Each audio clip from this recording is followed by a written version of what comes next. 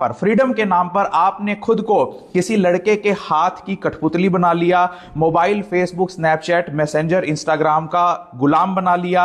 जिस बाप ने पाल पोस कर बड़ा किया उसी के खिलाफ आप थाने में पहुंचकर उनकी शिकायत करती हैं। इसके लिए सिर्फ एक 2 दिन पहले मिले हुए उस लड़के के लिए एक बात याद रखना, तुम्हारे मजे लेना सब चाहते हैं लेकिन तुम्हारी जिम्मेदारी उठाना कोई नहीं चाहता। जब तुम चाहती हो कि मैं शादी करना चाहती हूं रिलेशनशिप में रहने के बाद, तो वही लड़का बहाने बनाने लगता है कि अभी मेरी बहन की शादी होगी, अभी मैं तुम्हारा खर्चा नहीं उठा सकता, अभी मुझे और टाइम चाहिए। जब वो कहां था? जब वो तुम्हारे साथ रिलेशन बना रहा था। जब तुम सोचती हो कि मैं तो टाइम पास के लिए रिलेशन बना रही हूं कि चलिए कोई बात नहीं, रिलेशन बना लिए तो शादी नहीं भी करूं, तो आज खबरें आ रही हैं कि कोई सरफिरा तुम जैसे ही शादी से इनकार करती हो तो तुम्हें गोली मार देता है या तुम्हें ठिकाने लगाने की कोशिश करने लगता है। और अगर कोई कहता है कि हम तो शादी कर भी लेंगे, जी मैं रिलेशनशिप में हूं, मैंने लव मैरिज कर ली, आज आपको यह जानना जरूरी है कि डिवोर्स रेट सबसे ज्यादा लव मैरिज का है। जहां अरेंज मैरिज का डिवोर्स रेट 1 से 2% का है, तो लव मैरिज का डिवोर्स रेट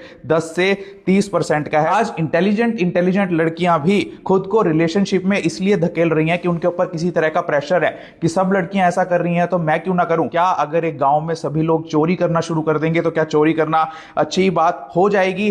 देखो जरा उन बाबू सोनों को, जिनको आप बाबू सोना बोलती हो बड़े प्यार से, कि वो क्या आपकी जिम्मेवारी उठा सकता है। अगर आप 4 लोगों को बताएं कि ये मेरा बाबू सोना है, तो 4 दिन तक तो लोगों की हंसी नहीं रुकेगी कि इतनी बढ़िया, इतनी सुंदर लड़की, इतनी होशियार लड़की कैसे इस लफंगे, लुच्चे, ऐरे गहरे, नत्थू खैरे के चंगुल में फंस गई। क्या वो बाबू सोना कोई आईएएस है? क्या वो बाबू सोना कोई आईपीएस है? क्या वो बाबू सोना कोई डॉक्टर है, इंजीनियर है, आर्किटेक्ट है, जज है? देखो जरा कि आज तुम किसी लड़के के चक्कर में पड़कर अपनी लाइफ को बर्बाद कर रही हो।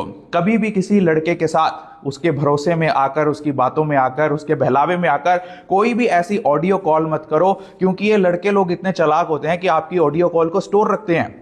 पहले दिन से ही वो आपकी रिकॉर्डिंग सेव रखते हैं कि जैसे ही अगर वो फंसा या उसके ऊपर कोई इल्जाम लगा तो सबको बता सके कि देखो ये अपनी मर्जी से आती थी। कभी भी किसी लड़के के साथ व्हाट्सएप पर, फेसबुक पर या और तरह से कोई भी वीडियो कॉल मत करो। वो वीडियो कॉल आपकी रिकॉर्ड हो सकती है, रिकॉर्ड होती भी है, और वही लड़का जिस पर आप पूरा भरोसा करके उस वीडियो कॉल को करती हो, वही उसे नेट पर वायरल करता है शराब के नशे में आपसे बदला लेने के लिए, या जब आप शादी से मना कर देती हो तब, और फिर आपकी और आपके परिवार की इज्जत धूमिल होने लग जाती है। कभी भी किसी लड़के के साथ बैंक ट्रांजैक्शन मत करो। अगर आपने देखा होगा कि आजकल लड़कियां रिलेशनशिप में आती हैं, उनके साथ गूगल पे पर, फोन पे पर, पेटीएम पर ट्रांजैक्शंस करने लगती हैं। वो कहता है मैं तुझे कैश दे देता हूं, तू मुझे गूगल पे कर दे, तू मुझे कैश दे दे, मैं तुझे गूगल पे कर देता हूं। वो जो आप गूगल पे और पेटीएम करते हो वो एक बैंक ट्रांजैक्शन बन जाती है, जिससे भविष्य में अगर आपको अपनी आवाज भी उठानी हो किसी लड़के के खिलाफ कि इसने मेरा फायदा उठाया, तो लड़का बोलता है कि देखो जी इससे मेरा पैसे का लेन देन था, इस लड़की से मेरा पैसे का लेन देन था, इसीलिए मेरे ऊपर जानबूझ के झूठे इल्जाम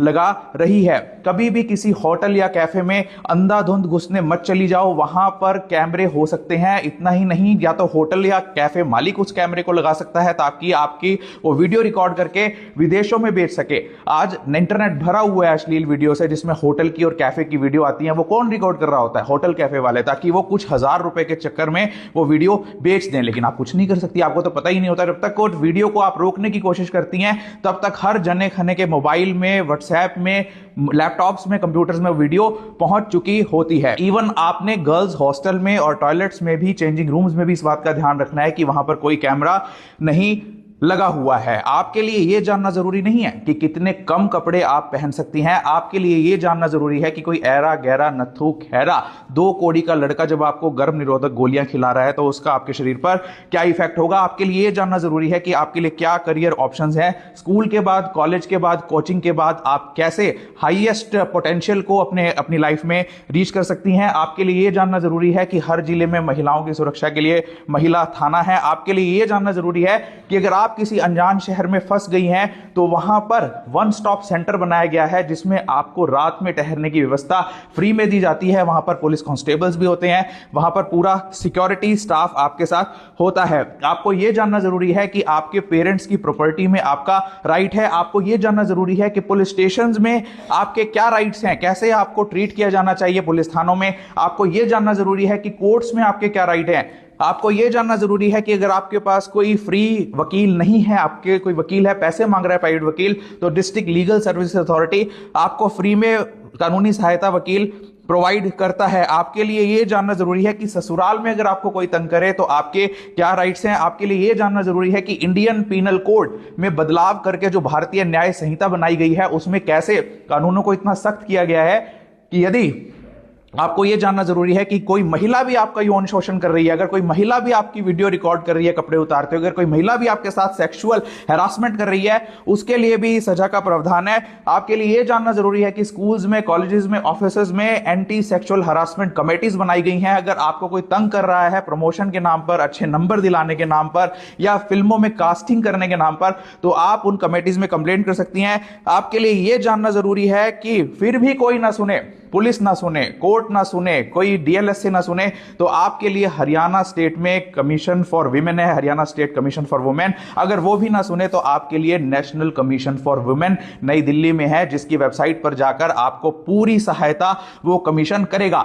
लेकिन आप आज जान क्या रही हैं, जरा उस कंटेंट को ध्यान से देखिए। आज हालत यह हो गई है कि एक बाप की उम्र बीत गई, एक बाप की उम्र बीत गई एक बेटी को कपड़े पहनाने में, और एक बेटी के कपड़े फट गए इंस्टाग्राम के फॉलोअर्स बढ़ाने में। एक अनजान लड़का आपको रिलेशनशिप के चक्कर में फंसाकर, आपकी भावनाओं का फायदा उठाकर आपके मंदिर जैसे शरीर से खेल गया, आपके साथ सब कुछ कर गया। क्या वो आपके साथ शोषण नहीं है? जिस उम्र में हमारे लिए नए करियर के दरवाजे खुलने चाहिए थे, उस उम्र में आज हमारे लिए होटल और कैफे के दरवाजे खुल गए हैं। क्या ये हमारे साथ शोषण नहीं है? जिस उम्र में आपको अच्छा खान पान मिलना चाहिए था, आज उस उम्र में आपको गर्भ निरोधक गोलियां खिलाई जा रही हैं। क्या ये आपका शोषण नहीं है? जिस पापा की परी बनकर रही, उसी के खिलाफ आपको थाने में खड़ा कर दिया, उसी का आपको दुश्मन बना दिया।